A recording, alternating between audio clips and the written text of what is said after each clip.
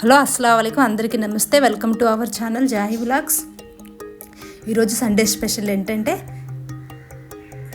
రోజు ఎప్పుడూ రైసేనా అనుకోకండి. పలావ్ కానివ్వండి, బిర్యానీ కానివ్వండి, చేయాలనుకుంటే చాలా రకాలు ఉన్నాయండి. మేము చేసుకుంటూ పోతుంటే అవి ఉంటూనే ఉంటాయి అన్నమాట. అందుకే ఈరోజు కొంచెం కొత్తగా స్పెషల్గా చూపిస్తున్నాను. ఎప్పుడు పిల్లలకి సండే వచ్చిందంటే ఆ చికెన్ మటన్ తప్పితే వేరేది ఏమి ఉండట్లేదండి. పిల్లలు కూడా తిని వాళ్ళకు కొత్తగా ఏదో తినాలనిపించింది కదా, దానికోసం అయితే నేను ఈరోజు చేస్తున్నామంట.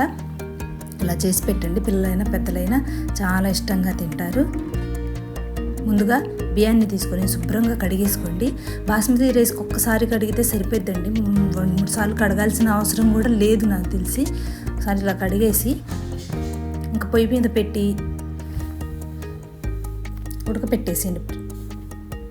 మీకు తెలుసు కదా, బాస్మతి రైస్ 80% వరకు ఉడకాలి. నేను ఇందులోనే ఉప్పు, కొంచెం ధనియా పౌడర్ వేసేసి రైస్ రెడీ చేసుకుందాం. ఈలోపు దానికి కావాల్సినవి ఏంటో రెడీ చేస్తాను. ముందుగా ఒక పాత్రను తీసుకోండి,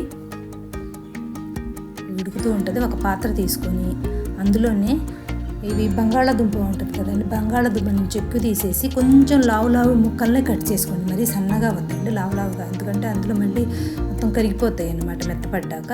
ఆ ముక్కల్లోనే పసుపు, అల్లం వెల్లుల్లి పేస్టు,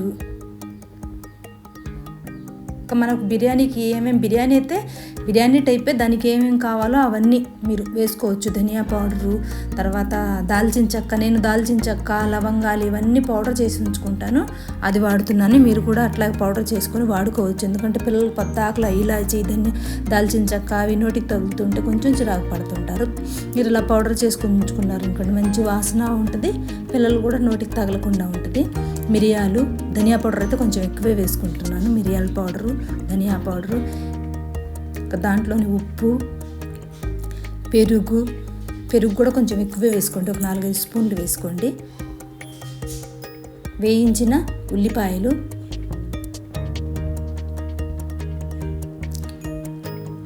ఇవన్నీ వేసి కలిపేసి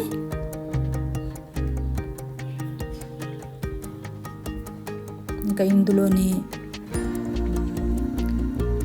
నిమ్మకాయ కూడా ఒక నిమ్మకాయ పిండేసేయండి. ఆనియన్స్ వేయించిన తర్వాత ఉంటుంది కదండి ఆయిల్, అది కూడా వేయండి దాంట్లోనే, ఎందుకంటే మంచి వాసన వచ్చింది, కింద అడుగు అంటకుండా ఉంటుంది అన్నమాట. ఆనియన్స్ వేయించిన ఆయిల్ వేయటం వల్ల ఏంటంటే కింద అడుగు అంటది. ముందు మీకు కొత్తిమీర అయితే దొరకలేదండి, పౌడర్ ఉంటే అదే వేసేసాను అన్నమాట చివరిలో. కారం కూడా మీకు ఇందులో ఆల్రెడీ మేము మిరియాలు అవి వేసాం కాబట్టి మంట ఉంటుంది. నేను పచ్చిమిర్చి కూడా వాడలేదు దీంట్లోకి. కొంచెం కారం వేసుకోండి. కారం, ఇంకా దీంట్లోనే ఉడకబెట్టిన గుడ్లు ఉంటాయి కదండి, ఆ గుడ్లు ఎగ్స్ పెట్టేసేయండి.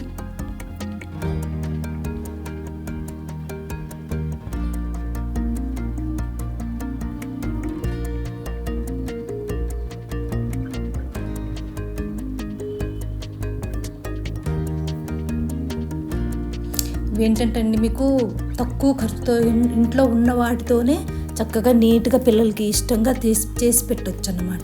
ఎక్కువ ఖర్చు అయితే అవ్వదు, తక్కువ ఖర్చులో అయిపోయే వంట చాలా బాగుంటుంది. తప్పకుండా ట్రై చేయండి. టమాటా ముక్కలు,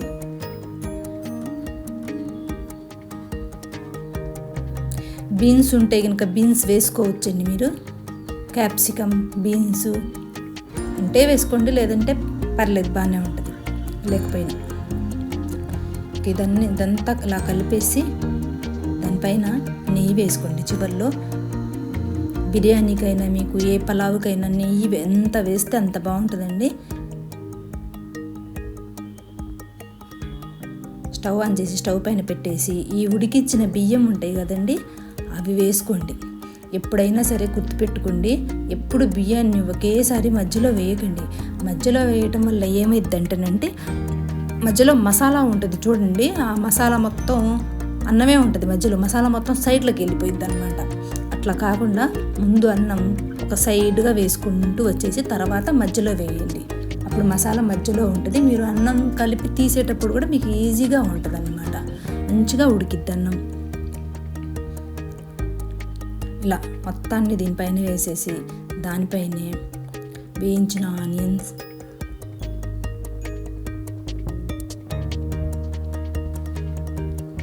ఇంకా నెయ్యి ఉందనుకుంటే కనుక ఇలా పైన వేసుకోండి. నెయ్యి పైన వేసుకోవటం ఏంటంటే మంచి వాసన వచ్చింది. మీరు ముందుగానే ఆనియన్స్లో నెయ్యి వేశారనుకోండి, ఆ నెయ్యి వాసన అనేది ఉండదు. ఇలా పైన వేశారనుకోండి మంచి తినేటప్పుడు మంచి నెయ్యి వాసన తగులుతూ ఉంటుంది అనమాట. ఇంకా మూత పెట్టేస్తే ఇంకేం లేదని 10 నిమిషాల్లో మీకు రెడీ అయిపోయింది. చక్కగా తక్కువ ఖర్చుతో తక్కువ టైం తీసుకుంటుంది, ఎక్కువ రుచినిచ్చిద్ది అనమాట. మీకు తప్పకుండా ట్రై చేయండి. అది చూడండి రెడీ అయిపోయింది. అసలు మూత తీస్తేనే మంచి వాసన వస్తుంది.